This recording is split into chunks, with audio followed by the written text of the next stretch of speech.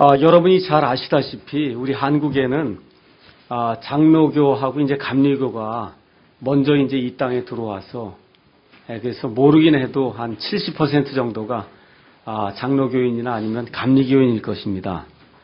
또 우리가 읽고 있는 우리 한국 사람들이 읽고 있는 이 대부분의 성경에서는 천주교의 그런 영향과 또 그 다음에 중국 성경의 영향으로 베프티즘이라고 하는 이런 단어가 침례라고 이렇게 바르게 표기가 되지 않고 세례로 이렇게 표기된 채 지난 한 100년 동안 이렇게 이 세례라고 하는 것이 이렇게 굳혀져서 이렇게 오다 보니까 그러니까 사람들의 뇌리 속에 이러한 그 세례를 주는 것이 합당하고 침례를 이렇게 주거나 하는 것은 맞지 않는가 보다 하는 이런 방식으로 사람들의 어떠한 그 의식 속에 이와 같은 일들이 이제 자리를 잡고 있습니다. 또 우리나라 사람들을 제가 이렇게 가만히 보니까 많은 면에서 유대인들 비슷해요. 아주 굉장히 종교성이 굉장히 강합니다. 또 종교성이 강하고 굉장히 배타적이에요. 내가 딱 믿고 있는 거 이거 외에 다른 것은 다 이단이다. 이런 식으로 생각하는 그런 경향이 굉장히 많습니다. 또 아주 율법적이고 획일적이고 그래서 이렇게 남의 것을 금방 이렇게 거부해버리고 하는 이와 같은 그러한 성격이 있다 보니까 아무리 이것이 성경적인 것이다 라고 이야기를 해도 사람들이 듣질 않습니다. 이미 그게 하나의 전통과 어떤 의식과 이런 것에 아예 자리를 잡고 있기 때문에 그래서 아무리 좋은 것을 이야기하고 바른 것을 이야기해도 잘 이렇게 먹혀들지 않는 경우가 굉장히 이제 많습니다. 또 과거에 우리나라의 이제 교회 역사를 보면 조금 좀 이단이다 이런 데가 대부분 침례교 간판을 걸었습니다. 침례교 간판을 걸어서 왜냐하면 이 침례교에서는 목사가 이렇게 교회를 할 때 이 구비 조건이 있는데 그런 거 갖추기가 침례교회가 굉장히 좀 쉬운 편입니다. 이렇게 하다 보니까 좀 이렇게 이단이라고 하는 것들 중에 많은 그러한 교회들이 침례교회 간판을 걸고 그릇은 교회를 했습니다. 한국에서. 그러니까 실질적으로 이렇게 하다 보니까 대부분의 그 한국 크리스찬들 이러한 그 머릿속에는 침례교회 그러면 하여튼 뭔가가 조금 좀 이상한 것 같다. 이런 생각들을 이렇게 머릿속에 이제 가지고 있는 것 같습니다. 이렇게 하다 보니까 특히 감리교 이런 데 그 목사님들 같은 경우는 제가 이제 과거에 들어보니까 지금부터 한 10년 전쯤 된 것 같아요. 침례교회는 아예 이단이라고 그렇게 배웠다는 거예요. 어려서부터. 그렇게 하다 보니까 침례교회가 뭔지 전혀 이렇게 알지 못하는 이러한 상황 속에 이제 빠져 있는 분들이 이제 굉장히 많습니다. 다행히 이제 하나님의 은혜로 이 땅 안에 그래도 이제 침례교 목사님들이 이제 많이 생겨나고 또 침례교회도 이제 많이 생겨나고 하다 보니까 이제 이 성도들 사이에서도 이게 침례를 주는 교회가 따로 있구나. 이제 그 정도로 이렇게 인식을 하지 침례를 주면 이단이구나. 이런 정도까지 이렇게 인식하는 사람들이 그렇게 많지 않은 것 같습니다. 그래서 어느 정도 이제 인식의 개선은 된 걸로 우리가 이제 볼 수가 있습니다. 자, 한국은 사정이 이런데 또 미국은 우리하고 영 사정이 딴판이죠. 그래서 미국은 대다수가 침례를 주는 그래서 침례교회든 아니면 침례를 주는 다른 형태의 교회든 이와 같은 그 침례를 주는 교회가 주로 이 대부분의 그 신자들을 형성하고 있습니다. 또 미국에 가서 보니까 한국하고 달리 방송국이 굉장히 많습니다. 크리스찬 방송국이 굉장히 많아요. 우리 한국은 극본 방송하고 아마 CBS인가 하는 기독교 방송인가 두 개 외에는 방송국이 없잖아요. 미국은 도시마다 가는 데마다 기독교 방송이 있습니다. 근데 참 재밌는 것은 그 방송국에 나오는 대부분의 목사님들, 제가 이걸 퍼센트를 얘기하면 좀 그렇지만 하여튼 한 95% 이상 제가 하여튼 감리교 목사님이 나와서 설교하는 거 들어본 적이 없어요. 가끔씩 장로교 목사님이 한두 분 나와서 설교하는 거 있고 그 외에는 거의 몽땅이 다 침례교 목사님들입니다. 그러니까 각 도시마다 그렇게 방송국들이 굉장히 많은데 크리스찬 방송국들이 거의 대부분이 다 침례교 목사님들이에요. 자, 그래서 미국 안에서는 침례교회가 이렇게 대다수를 이루고 있고 또 우리나라는 이제 이 장로교나 이제 감리교가 이제 대다수를 이루고 있고 전 세계적인 그러한 그 분포를 가서 볼 것 같으면은 전체적인 그 숫자를 보면 그럼 침례교인들이 더 많습니다. 침례를 주는 그와 같은 성도들이 더 많이 있습니다. 자, 그래서 우리가 이제 사랑 침례교회라고 해서 이 침례교회를 형성하기 위해서 이 자리에 지금 모여 있거든요. 그래서 조금 아까 제가 말씀드린 대로 교회는 부르심을 받은 사람들이에요. 사람들이 교회입니다. 그러니까 여기 사랑 침례교회라고 간판을 걸든지 걸지 않든지 여기 나와서 나는 하나님께 경배를 드리는 사람입니다 하고 이 성경을 읽고 그리고 하나님께 정말 찬양을 드리고 기도를 하고 이와 같은 모임이 형성이 되면 그 사람이 이미 교회입니다. 사람이 이미 교회가 돼 있는데도 불구하고 그렇다고 뭐가 없으면 어떻게 우리 모임에 오십시오. 그럴 수도 없는 거고 누구에게 우리 교회 가십시다 이렇게 얘기해야 될 거 아닙니까? 그렇죠? 그러니까 천상 이름이 있어야 되는 거예요. 애가 태어났는데 거식이라고 이렇게 이름을 지을 수는 없잖아요. 누구라고 이름을 줘야 무슨 일을 할 때 무슨 이름을 불러야 그 사람 이게 생각이 나듯이 교회도 역시 분명히 거듭난 사람들이 여기 모여 있는데 우리 거기 가자 그렇게 얘기할 수 없잖아요. 거기 가자. 그렇게 얘기할 수가 없으니까 우리 사랑 침례교회 가자 이렇게 해서 모임을 형성하려니까 이 사람들이 모여있는 이 삶의 공간 안에서 무언가 이름이 하나가 있어야 되고 그럼 그 이름이 있게 되면 그러면 사람도 다 이름이 있으면 그 사람의 그 이름을 생각하면 그 사람의 개성이 드러나거든요. 마찬가지로 우리가 A라고 하는 그런 교회를 이렇게 형성하면 A라고 하는 그런 교회가 가지고 있는 개성이 있다는 겁니다. 그래서 우리는 지금 사랑 침례교회라고 해서 이름을 사랑 침례교회라고 해서 이제 침례교회를 형성하다 보니까 그러니까 사랑 침례교회라고 하는 어떠한 그러한 그 개성이 안에 지금 담겨 있는 거거든요. 자, 그래서 지금까지 제가 한 번도 이런 이야기를 하지 않았습니다. 근데 이제 오늘 한번 왜 우리가 굳이 침례교회를 해야 되는가? 또 침례성도 우리가 베프티스트라고 이야기할 때 보통은 이제 침례교인이라고 얘기하는데 많은 사람들이 그 교인에 대해서는 좀 알레르기 반응을 일으킵니다. 교인 중에는 믿는 사람도 있고 믿지 않는 사람도 있거든요. 그래서 성도 그러면 그건 구원받은 사람만 성도이기 때문에 그래서 베프티스트라고 하는 그런 단어를 침례성도라고 쓰는 것이 좋겠다. 이렇게 생각하시는 분들이 굉장히 많아요. 그래서 저도 오늘은 이제 침례성도에 대해서 잠깐 이제 말씀을 드리려고 합니다. 먼저 많은 사람들이 오해하는 것이 있습니다. 그것은 뭐냐면 침례교회 아니면 침례성도도 일반 개신교회와 마찬가지로 프로테스탄트가 아닌가 이렇게 생각하시는 분들이 있습니다. 여러분 프로테스탄트, 장로교, 감리교, 성결교 이런 건 우리가 프로테스탄트라고 해서 개신교입니다. 개신. 이게 참 좋지 않은 거거든요. 원래 기독교는 기독을 믿는 거예요. 기독이 그리스도를 믿는 건데 개신교는 이게 개신을 믿는 거냐 이렇게 되면 이게 어려워지거든요. 이게 원래 이게 좋은 말이 아니에요. 개신을 믿는 게 아니거든요. 이게 원래 그냥 프로테스탄트 기독교인인데 그 중에 프로테스트를 했다는 거야. 한거를 했다는 거예요. 원래 뜻은 그 뭐냐면 중세 암흑 시대에 천주교회가 있었잖아요.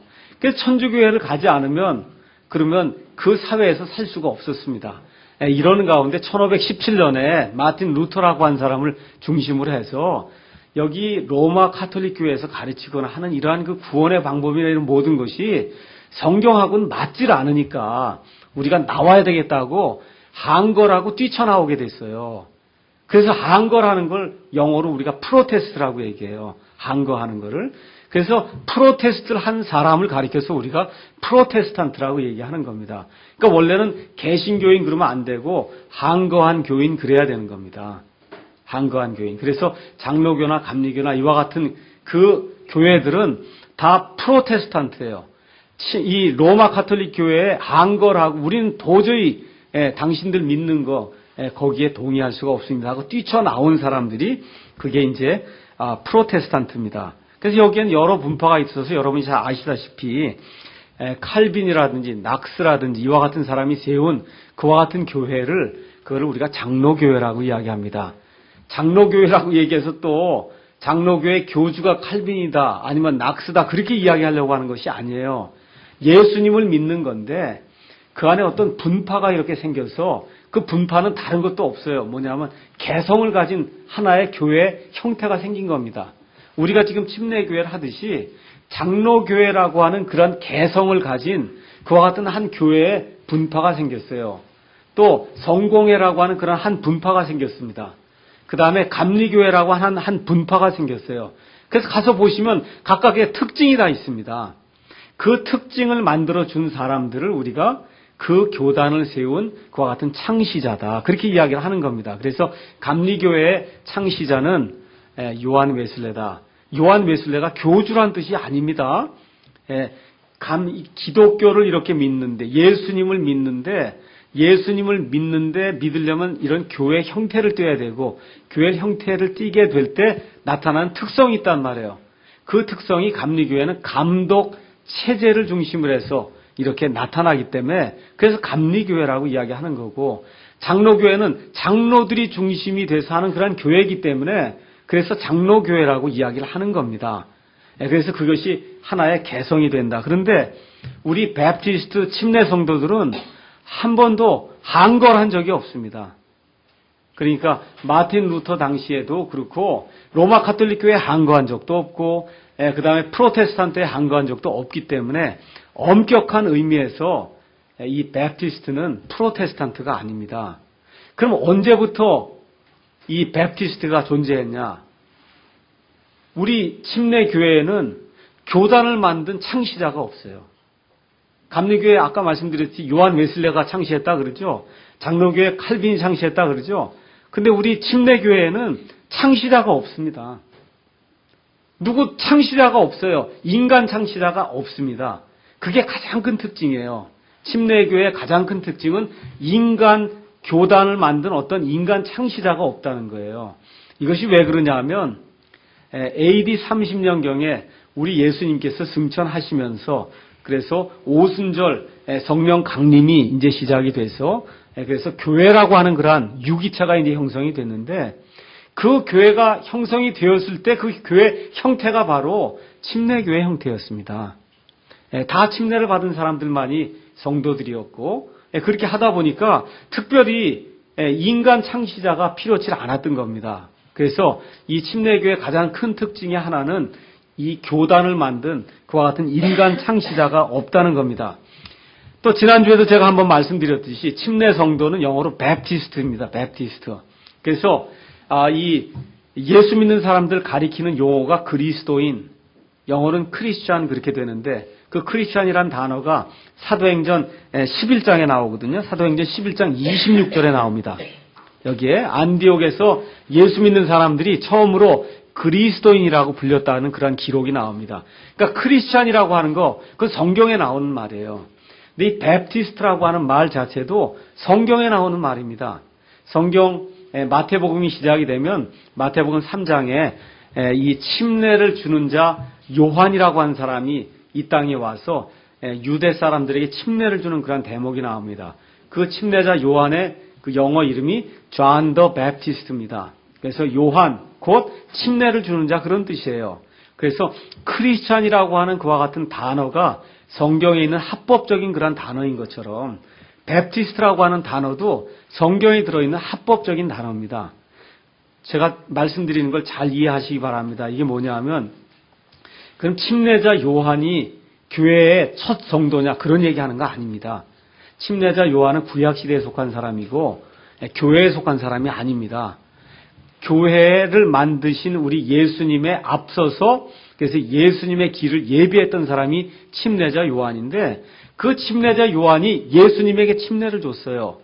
그때 그 이름이 베프티스트 요한이었다 그런 얘기죠. 그래서 베프티스트라고 하는 그런 단어가 성경에 나오는 그와 같은 합당한 그런 단어다. 이 내용만 저와 여러분이 기억을 하시면은 크리스찬도 성경에 나오는 용어고 베프티스트도 성경에 나오는 그와 같은 단어라고 하는 사실을 이해하시면은 우리가 조금 더 성경에 가깝게 무슨 일을 하려고 하는구나 하는 그러한 개성을 좀 이해할 수가 있을 겁니다. 그래서 예수 믿는 사람이라고 하면 처음에는 다 100% 침례였습니다. 100% 침례였어요. 시간이 지나다 보니까 로마 가톨릭 교회에서 사람들에게 아기가 태어나고 이러는데 아기에게도 침례를 주려고 하다 보니까 아기를 어떻게 물에 담글 수가 없잖아요. 그렇게 하다 보니까 물을 뿌리는 세례가 이제 나중에 이제 형성이 되게 되었고 처음에는 100% 다 침례였습니다. 그러니까 누구나 구원받은 사람이라고 하면 예수님의 이름으로 침례를 받았기 때문에 굳이 침례교회라고 이름을 붙일 필요가 없는 그냥 사랑교회 아니면 부천 무슨 교회, 송내 무슨 교회 이렇게 하면 되는 건데 이게 시간이 점점 지나다 보니까 세례를 주는 사람들이 생기고 성경 말씀대로 그대로 우린 끝까지 침례를 주겠다는 사람이 생기다 보니까 이 두 개가 분명히 차이가 있는 것이 이렇게 드러나다 보니까 어쩔 수 없이 개성을 표현하기 위해서 그래서 침례교회라고 하는 그와 같은 그 타이틀이 이제 붙여지게 된 겁니다. 여러분 어디 세례교회라는 얘기 들어본 적 없잖아요. 사랑세례교회. 그건 뭐 말이 이상하지 않습니까? 벌써 뭔가가 이상하잖아요. 그렇죠? 예. 그래서 이 침례교회라고 하는 것은 원래는 붙일 필요가 없는 건데 누구나 다 구원받은 사람이 침례를 받는 거기 때문에 그래서 붙일 필요가 없는 것인데 나중에 시간이 점점 지나다 보니까 침례 주는 거하고 세례 주는 거와 이런 차이가 생겨야 된다고 하는 사실을 보여주기 위해서 그래서 자연스레 침례교회라고 이렇게 불리게 됐습니다. 자, 그러면 침례교회 성도들은 일반 프로테스탄트들하고 믿는 게 다르냐? 한 가지 분명한 것이 있습니다. 그것이 뭐냐 하면 내 공로와 상관없이 내 행위와 상관없이 하나님이 거저 주시는 은혜로 믿음을 통해서 예수 그리스도의 피에 의한 그와 같은 구원을 믿는다라고 하는 그와 같은 차원에서는 프로테스탄트나 우리 베프티스트는 차이가 전혀 없습니다. 그러니까 구원관에 있어서는 차이가 있을 수가 없어요. 왜냐하면 프로테스탄트 한 사람들도 어떻게 한 거냐면 침례교회가 행위에다가 그 다음에 은혜를 더해서 구원을 받는다라고 얘기했는데 우린 그게 아닙니다 하고 거기에 항거하고 나오면서 오직 사람은 은혜로 믿음으로 구원받는다라고 하는 걸 갖고 나왔기 때문에 프로테스탄트들의 구원관하고 우리 베프티스트의 구원관은 구원관 면에서는 똑같습니다. 근데 이게 구원관을 지나서 조금 더 들어가서 교회관이라든지 그 다음에 여러 가지 교리면에서 살펴보다 보면 많은 면에서 다릅니다. 왜 그러냐 하면 프로테스탄트는 어디서 나왔어요? 로마 카톨릭 교회에서 나오다 보니까 로마 카톨릭 교회가 가지고 있는 많은 전통과 어떠한 가르침의 많은 부분을 공유할 수밖에 없는 그와 같은 상태에 이제 이르게 되었고 베프티스트는 처음 시작부터 성경만을 가지고 시작했기 때문에 성경에 있는 것만을 가지고 교리를 만들었습니다. 이렇게 하다 보니까 프로테스탄트하고 그 다음에 베프티스트 사이에는 교리적으로 조금 맞지 않는 구원관이 아니라 실제로 믿고 행하는 그러한 그 행위라든지 이러한 그 교리 면에서 다른 부분이 이제 생겨나게 됐다는 겁니다. 그래서 그거를 우리가 8가지로 오늘 제가 나누어 드린 그 8가지로 우리가 이 침례 성도들이 믿는 그와 같은 것들을 정리를 할 수가 있습니다. 첫 번째는 성경의 최종 권위를 믿습니다. 그래서 우리 믿음의 선조들은 초대교회부터 지금까지 성경이 처음부터 끝까지 한 단어 한 단어마다 하나님의 영감으로 주어졌음을 믿었으며 하나님의 거룩한 사람들이 하나님의 성령님의 감동을 받아 기록하였기 때문에 절대적으로 단 한 개의 오류도 없다고 믿었습니다. 이게 상당히 중요한 겁니다. 지금 많은 교회들이 어려움을 겪고 있고 많은 성도들이 어려움을 겪고 있는 이유 중에 하나가 뭐냐면 하나님의 말씀이 완벽하다고 믿지 않고 많은 목사님들이나 제가 요새 이제 설교 그 비평이라고 하는 그런 책을 읽고 있는데 그 설교 비평을 읽다 보니까 설교 비평을 하는 그런 분들이 뭐라고 얘기를 하냐면 창세기는 설화라는 거예요.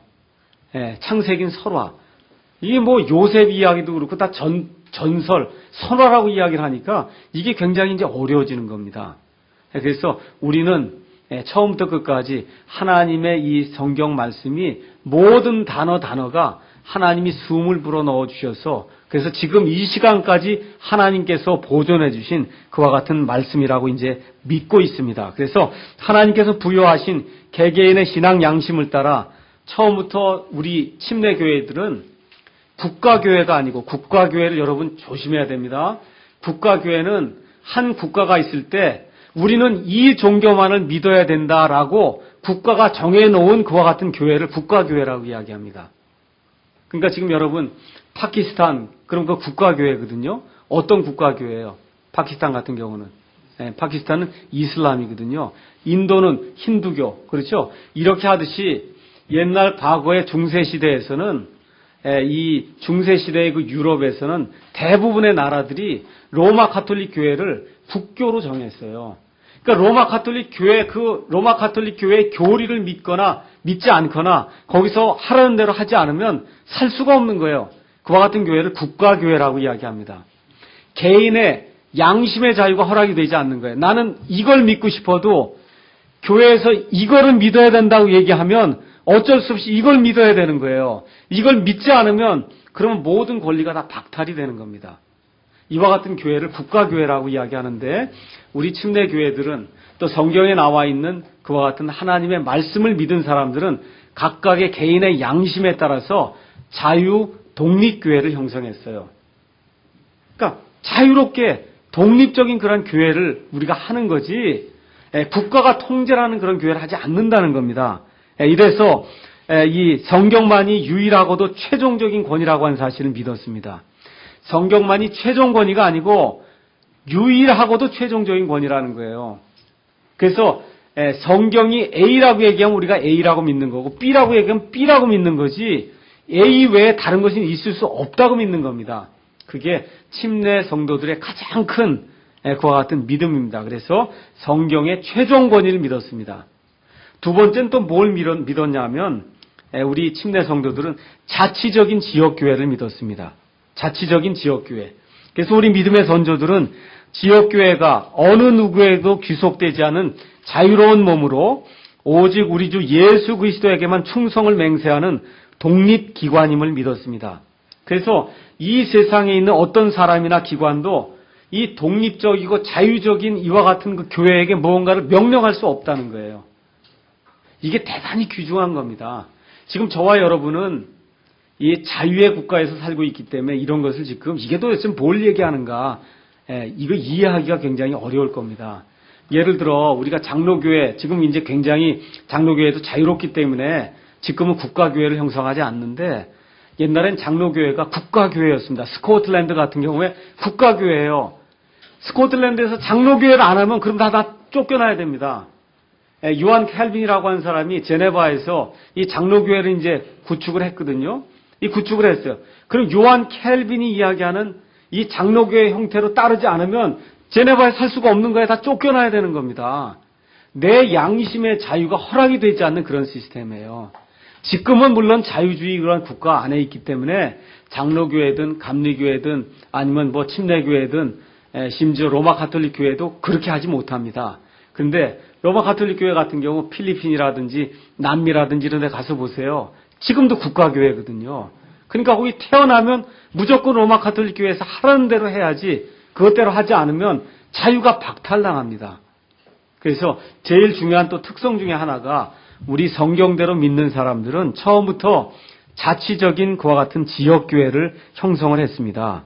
그래서 천주교회나 다른 개신교회들처럼 주교라든지 추기경, 감독, 총회장, 노회장, 연합회장 이런 등의 성직자 체계가 지역교회를 관할하고 성직자를 임명하며 교회의 자치권을 무시하는 것은 우리 성경대로 믿는 사람은 그와 같은 일들이 성경에 없는 거라고 믿습니다.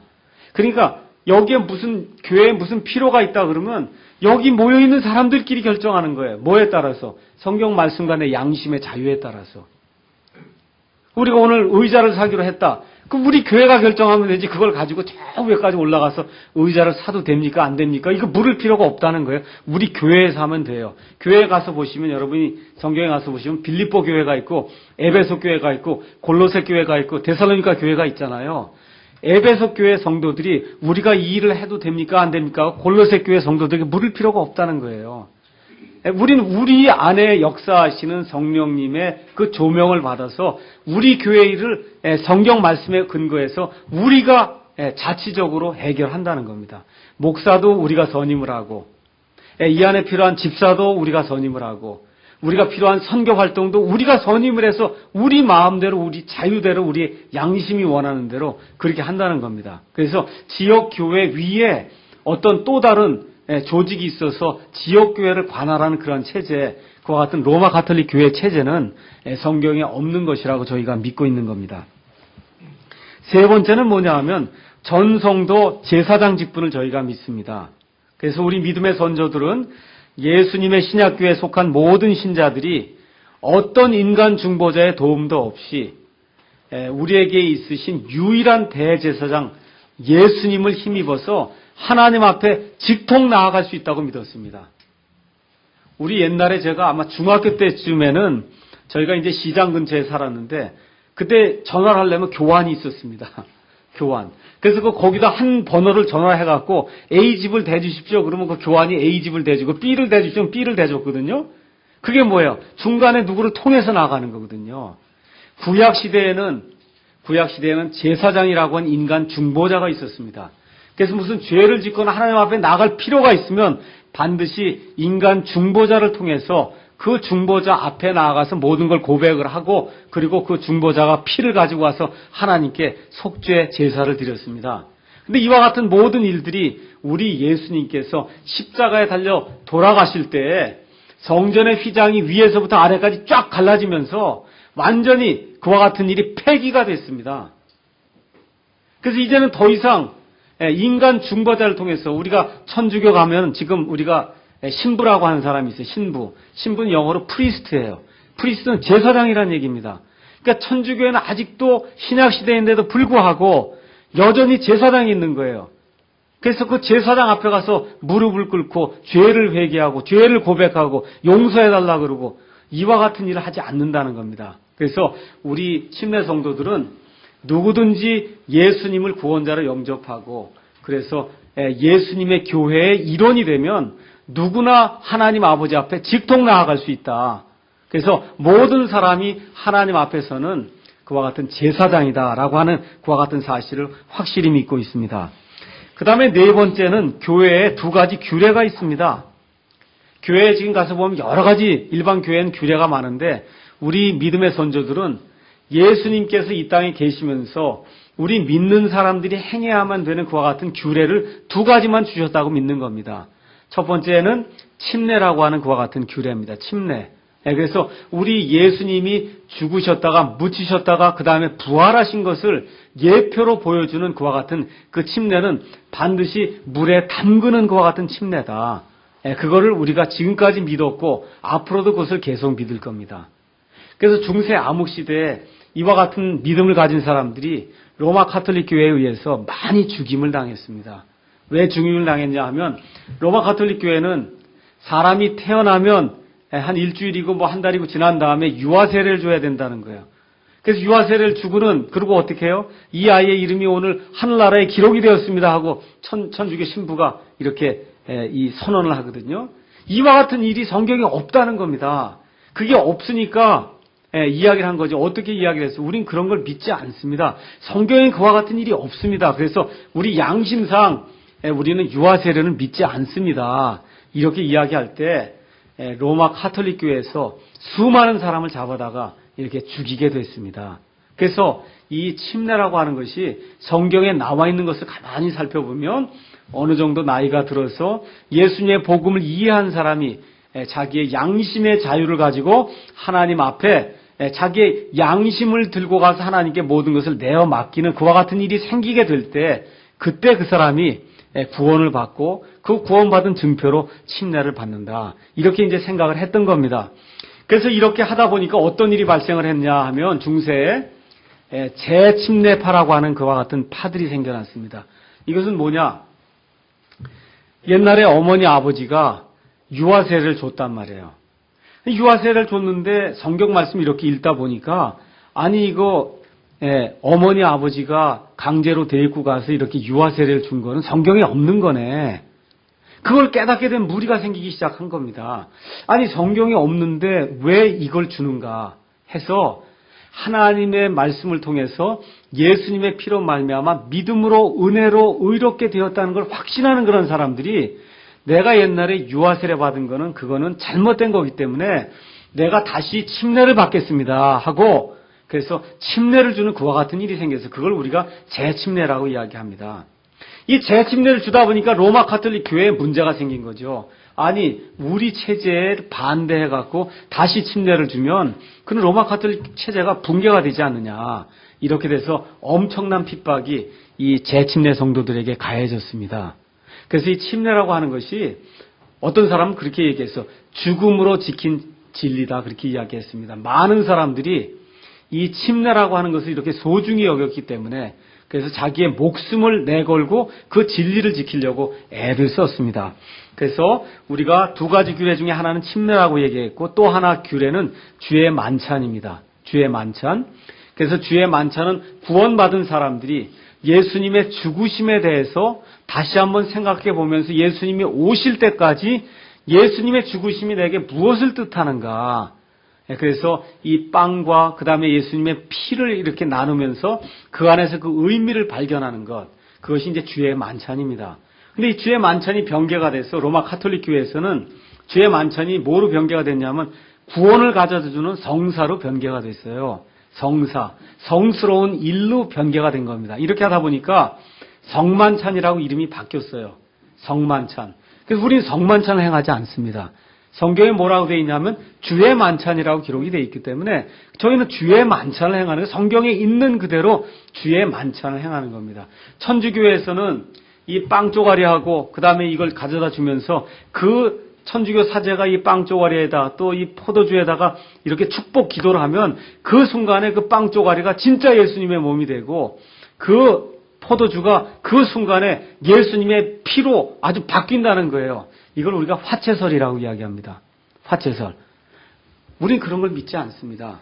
어떻게 사람이 그걸 기도해갖고 빵 쪼가리가 예수님의 몸이 되고 그 다음에 그 포도주가 예수님의 피가 되는 그런 일이 생길 수 있습니까? 그런 일은 있을 수 없다는 거죠. 그래서 우리는 성경에 기록되어 있는 대로 주의 만찬을 행하는데 그 주의 만찬은 예수님의 죽으심을 기억하는 겁니다.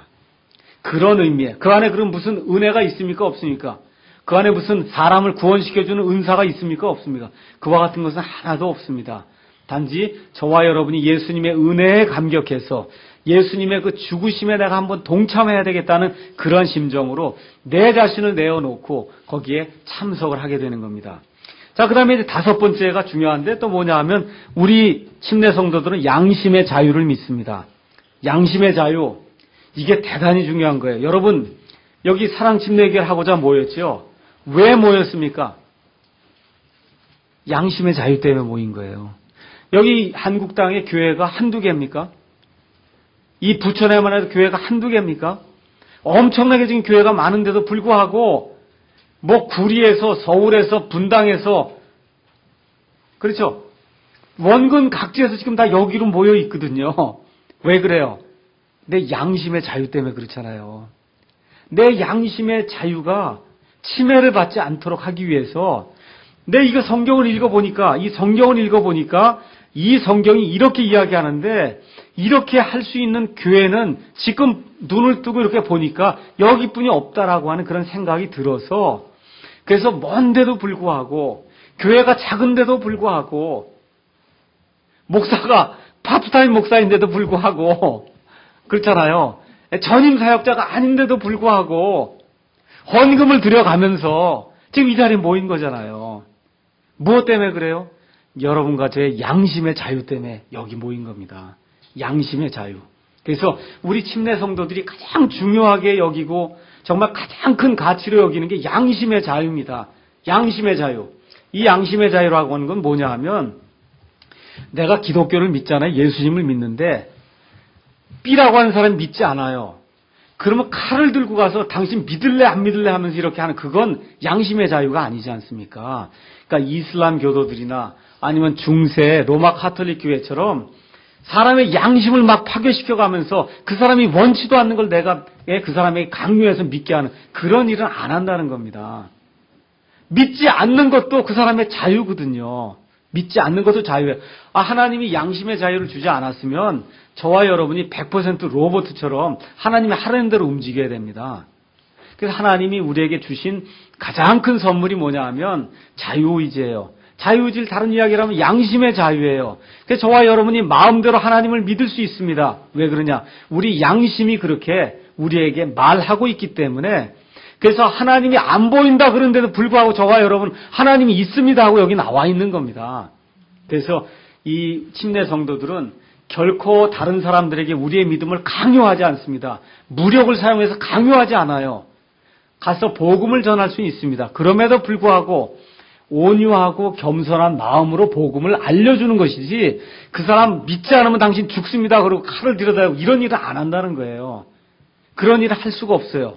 왜냐하면 사람에게 하나님이 허락해 주신 자유의지라고 하는 이 선물은 너무나 고상한 거기 때문에 너무나 고귀한 거기 때문에 사람이 강렬해서 무력을 통해서 사람을 변화시킬 수가 없습니다.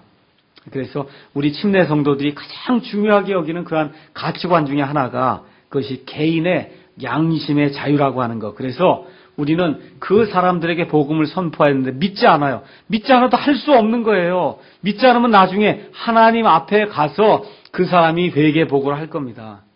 아무리 이야기해도 믿지 않는 사람이 있습니다. 왜 그래요? 자기 개인의 양심의 자유가 있기 때문에 안 믿는 거예요. 근데 뭘 알아야 돼요? 그것은 이 땅에서 사는 동안만큼은 양심의 자유가 있는데 죽은 다음에는 하나님 앞에 가서 개개인이 다 자기의 그 자유를 누린 것에 대해서 회개보고를 해야 됩니다.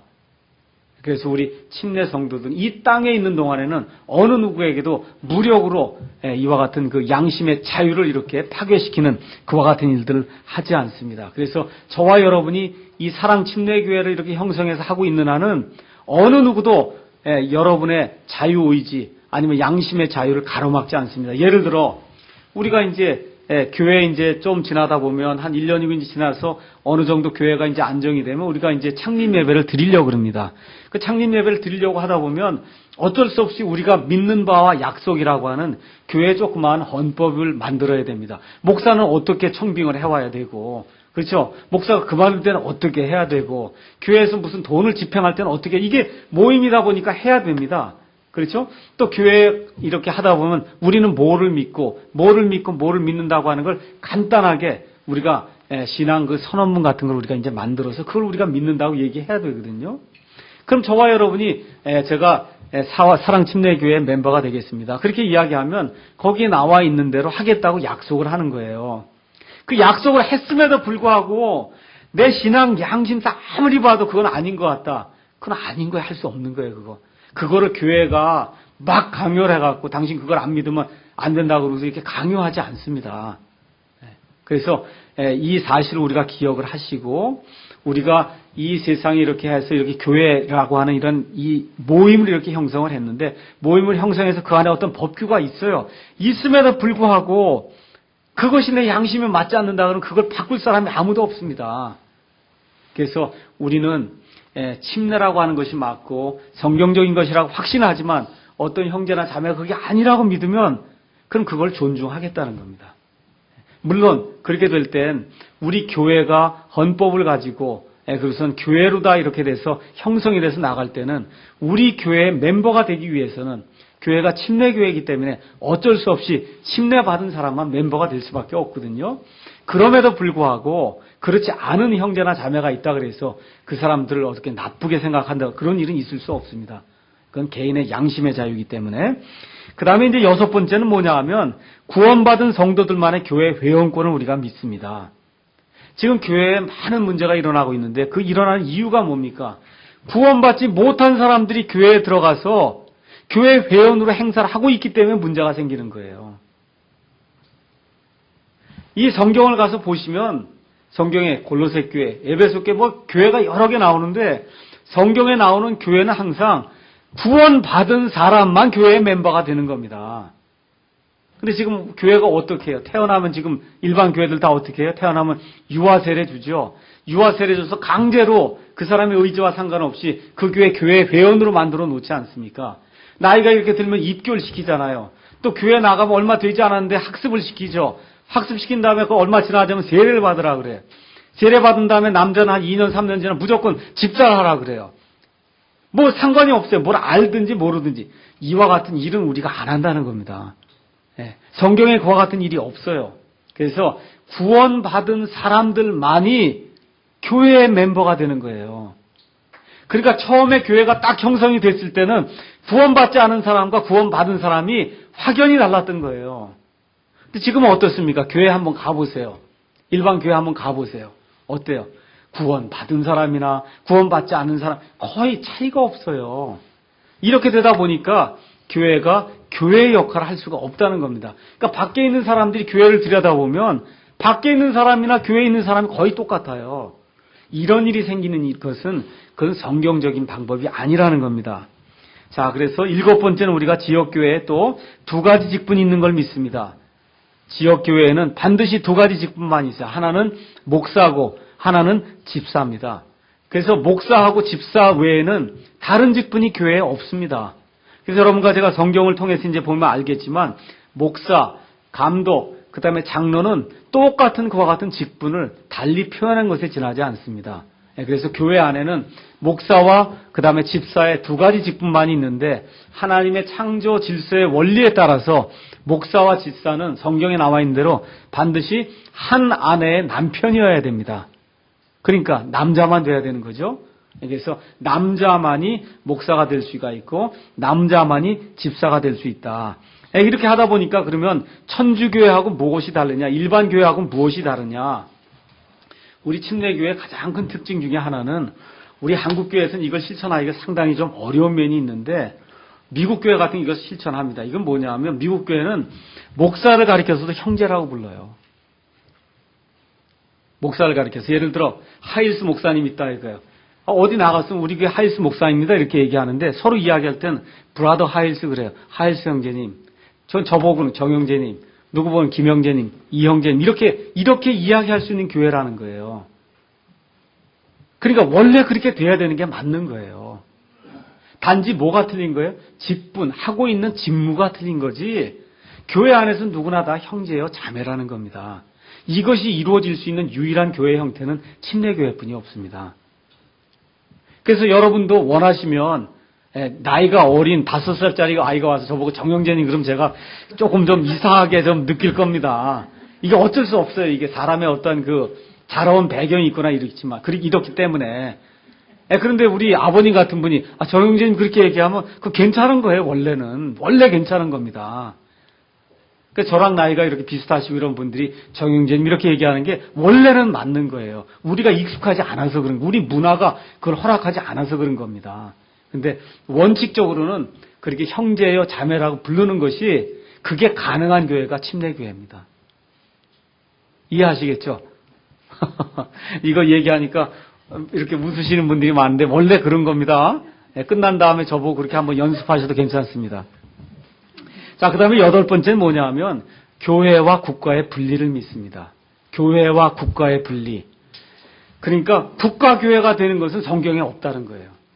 과거에 영국 성교회, 그렇죠? 로마 가톨릭 교회, 그 다음에 장로교회, 이게 다 국가교회입니다. 루터교회 다 국가교회예요. 국가교회가 되면 어떻게 해요? 국가가 지금도 독일 같으면 11조를 국가가 떼가죠. 왜 그래? 국가교회이기 때문에 11조를 떼가는 거예요. 11조를 안 내면 무덤을 안 줘요. 묘지를 안 준단 말이에요. 묘지를 안 줍니다. 그럼 어디 가서 묻힐 데가 없는 거예요. 그리고 어떻게 다 국가에다 11조를 내야 되는 거거든요. 그러니까 내가 루터교회 교인이든 아니든 간에 하여튼 국가가 정해놓으면 돈을 갖다 내야 되는 겁니다. 이와 같은 시스템이 되는 것은 사람의 개인의 양심의 자유를 말살시키는 거기 때문에 그건 불가능하다는 겁니다. 그래서 국가가 무언가를 지정을 해서 이것만 믿으라고 하는 그런 시스템, 우리 침례 성도는 그걸 반대를 합니다. 자, 그러면 이 8가지 특성을 제가 말씀을 드렸고, 그럼 왜 미국에서는 침례교회가 이렇게 흥왕하게 되었는가? 몇 가지 이유를 제가 한번 말씀드릴게요. 미국 사람들은 다 어디서 넘어간 사람들입니까? 영국에서 간 사람들이죠. 영국에 처음에 누가 넘어갔어요? 소위 얘기하는 청교도들이 넘어갔어요. 청교도들이 왜 그쪽에 갔습니까? 청교도들이 이 영국에는 국가교회가 뭐예요? 성공회라고 하는 국가교회가 있는데 이 성공회 외에는 다른 걸 인정을 안 해주니까 이 장로교인들로 구성이 된 청교도들이 핍박을 받았습니다. 이 국가교회 때문에. 그러니까 우리 신앙의 양심을 가지고 미국으로 가자 해서 신세계로 넘어가서 우리가 마음껏 신앙생활 하자 해가지고 청교도들이 글리 넘어갔어요. 넘어가서 청교도들이 처음에 장로교인들이 미국을 이룬 겁니다. 그러니까 어떤 일이 발생했냐 하면 거기 미국 땅에 가서는 청교도 외에는 다른 건 안 된다 그런 거예요. 또 무슨 얘기인지 이해하시겠죠? 그게 국가교회라는 거예요. 그게 국가교회. 청교도 외에 다른 신앙의 자유는 안 된다. 그러니까 이 침례 성도들이라든지 양심의 자유를 가진 사람들이 그런 건 성경에 없다. 이렇게 해서 미국이라고 하는 그러한 그 새로운 세계 안에서는 개인의 양심의 자유를 허락하고 교회 내에 계급이 없어서 누구든지 형제라고 부를 수 있고 남녀노소의 어떤 평등이 있고 그렇죠? 그 다음에 또 침례교회의 특징은 뭐냐면 회중 대의 정치를 실현했습니다. 민주정치를 한 거예요. 목사가 마음대로 행하고 이런 게 아니라 성도들에게 물어봐서 성도들의 뜻에 따라서 이렇게 교회를 운영하는 그와 같은 시스템을 가지고 가다 보니까 이 미국 사람들이 처음에 신세계에 이제 딱 정착한 이후에 교회를 다녀야 되는데 이 청교도의 그런 교회는 딱딱하고 그냥 그렇게 해서 하니까 다닐 수가 없게 되고 이 침례교회 안에서는 이와 같은 평등의 자유가 있고 양심의 자유가 있고 그렇죠? 하나님의 말씀을 마음대로 내가 원하는 대로 성경을 보고 해석할 수 있던 이런 자유가 있고 또 어떤 것이 있느냐 하면 사람들이 이런 지역교회를 존중하다 보니까 이와 같은 사상이 뭘로 퍼지게 됐냐면 지방자치에 이르게 된 겁니다. 그러니까 미국은 시작이 되자마자 지방자치가 금방 이루어진 거예요. 위에서 내려 이렇게 해서 무언가를 지시하는 그런 체제가 아니라 지방분권주의가 이렇게 금방금방 이 침례교회를 통해서 이제 형성이 되게 된 겁니다. 그래서 이와 같은 연유로 미국 안에서는 이 침례교회가 처음에는 장로교회가 먼저 이렇게 이 청교도를 통해서 이렇게 먼저 들어왔음에도 불구하고 그래서 미국 안에서 그래서 이 미국의 이 나라를 세운 그와 같은 조상들이 있습니다. 워싱턴이라 이런 조상들이 어떻게 하길 원했냐 하면 이 미국 내에 4가지 정도만 국가교회를 만들자. 국가교회. 그래서 장로교, 그렇죠? 그 다음에 여기 감리교, 그 다음에 침례교, 루터교. 요 4개 외에는, 그거 외에는 다른 건 믿지 못하게 하자. 그런 법을 만들려고 그랬습니다. 그랬는데 침례교 선조들이 그건 불가능하다. 우리도 물론 그 안에 들어가니까 좋긴 좋은 거지만 그렇게 되면 믿지 않는 사람들의 양심의 자유를 우리가 말살시켜야 되기 때문에 그건 안 됩니다. 그래서 우리 침례교 선조들이 그런 걸 하면 안 된다고 해서 미국 헌법 내에 양심의 자유라고 하는 것이 거기 못 박히게 된 겁니다. 어느 누구도 종교의 자유, 양심의 자유를 박탈할 수 없다는 거예요. 인간에게서. 그게 미국 헌법에 침례교 선조들의 영향에 의해서 미국 헌법에 이게 박히게 되고 그 다음에 이 미국이라고 한 나라가 전 세계를 이렇게 지배하다 보니까 미국의 영향을 받은 대부분의 그런 그 국가들이 미국 헌법을 근간으로 해서 헌법을 만들다 보니까 자연스럽게 종교의 자유, 양심의 자유, 집회의 자유, 그렇죠? 지방 분권 이와 같은 것들이 헌법 안에 이게 표기가 돼갖고 자연스럽게 들어가서 저와 여러분은 지금 이 시간에 그런 자유를 지금 누리고 있는 겁니다. 그 자유가 어디서 온 거냐 하면 침례교 선조들에 의해서 온 겁니다.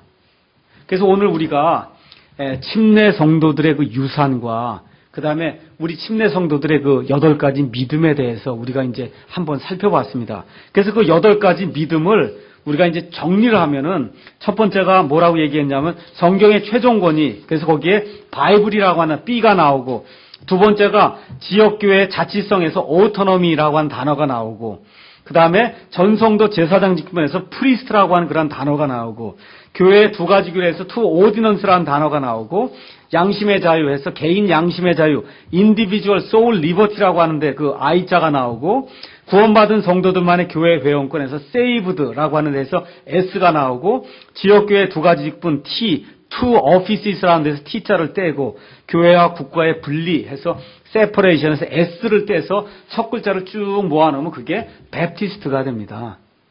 베프티스트. 그래서 이것이 침례 성도들의 8가지 특징이에요. 8가지 특징. 다른 교회나 다른 데서는 이런 걸 찾아보기가 힘이 듭니다. 그래서 앞으로 이제 우리가 사랑 침례교회를 이렇게 형성을 해서 이와 같은 이 모임을 형성해서 앞으로 이제 주님께서 언제까지 갈지 저도 모릅니다. 주님께서 이 땅에 금방 재림하시면은 그게 제일 좋은 거죠. 그럼 우리가 휴거를 받으니까요. 하여튼 언제까지 갈지 모르지만 그 가는 동안만큼은 이 8가지 그 믿음에 대해서 우리가 약속을 하는 겁니다. 우리가 이걸 서로 존중해 주는 걸로. 이 8가지에 대해서는 그래서 이와 같은 것을 가지고선 이 안에서 우리가 자유롭게 신앙생활을 하기로 그렇게 약속을 하고 이렇게 사랑 침례교를 이제 형성을 하는 겁니다. 그래서 이 내용을 여러분이 기억을 하시면서 침례교회라고 하는 것이 그게 아주 상당히 뭐라 그럴까, 그 안에 담겨 있는 내용이 많구나. 일반 어떠한 감리교회나 장로교회나 아니면 이런 루터교회나 이런 것들하고 이런 면에서 다르구나. 정말 성경의 말씀의 진리를 지키기 위해서 많은 사람들이 피를 흘리면서 이와 같은 진리를 지켜줬구나. 우리 믿음의 선조들이 이와 같은 일들을 행했구나. 여기에 대해서 자부심을 가져도 됩니다. 그래서 앞으로 이제 다른 믿지 않는 사람들에게 도대체 왜 침례교회를 가냐 그런 이야기를 하면은 우리는 요런 것들을 믿기 때문에 그렇습니다 하고 이렇게 여러분이 대답을 해주시면 좋을 것 같습니다. 잠깐 기도하고 마치고요. 그 다음에 질문을 하도록 하겠습니다.